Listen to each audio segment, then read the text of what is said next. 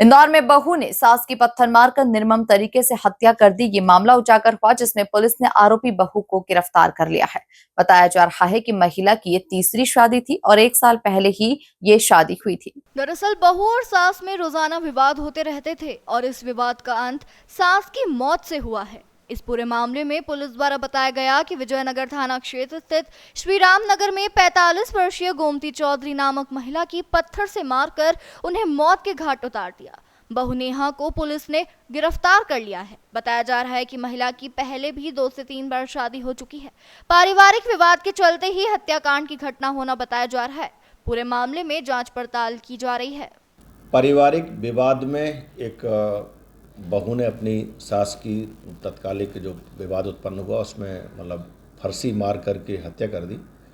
ये एक जो थाना विजयनगर के अंतर्गत न्यू श्री राम नगर एक कॉलोनी है, वहाँ पर एक चौधरी परिवार है जो अपने पूरी परिवार के साथ में रहता है।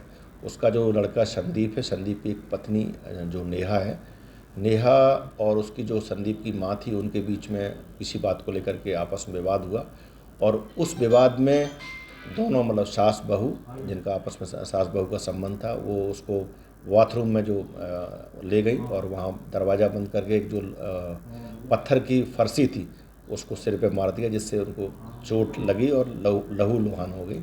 जब उनको अस्पताल में ले जाया गया तो वहाँ जो गोमती थी उनकी डेथ हो गई।